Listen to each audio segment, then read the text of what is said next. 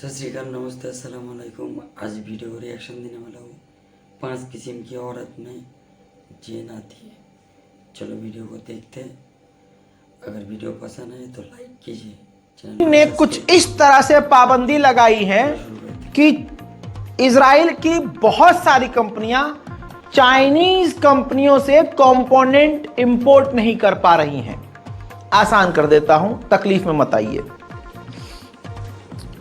चीन ने इजराइल की कई सारी कंपनियों को बैन किया हुआ है, पाबंदी लगाई है।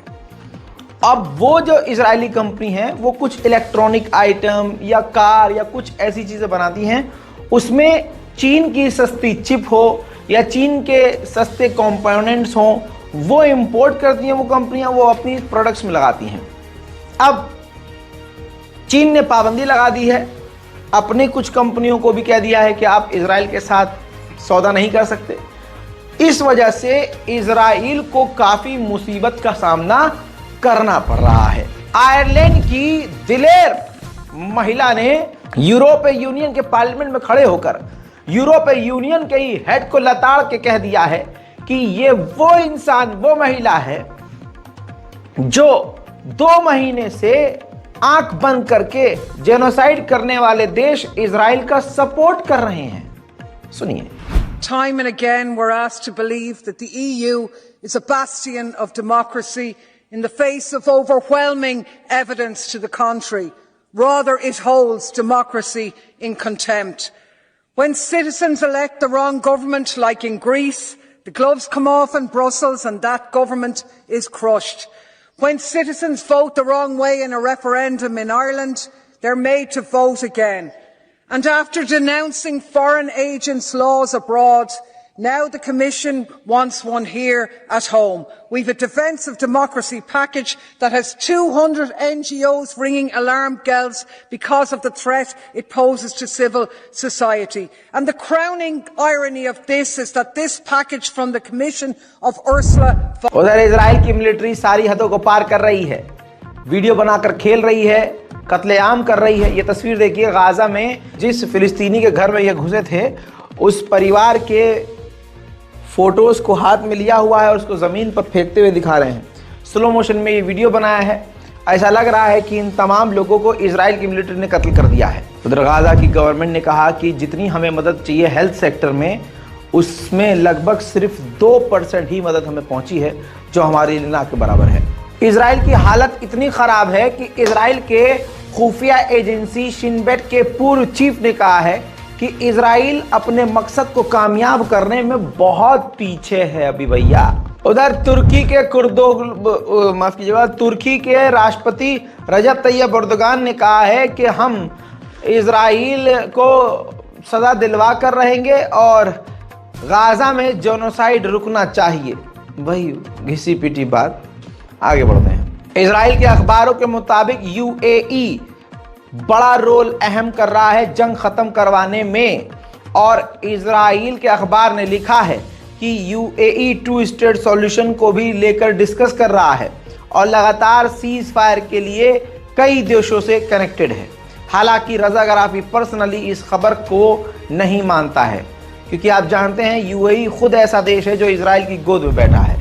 कमाल यह है कि नेतन्याहू ने खुद अपने डिफेंस मिनिस्टर पर पाबंदी लगा दी है कि इजराइल के ही मोसाद के चीफ से गाजा के हॉस्टेज को छुड़ाना कैसे है, क्या करना है, अगली क्या स्ट्रेटेजी है, किसी मुद्दे के लिए बात नहीं कर सकते।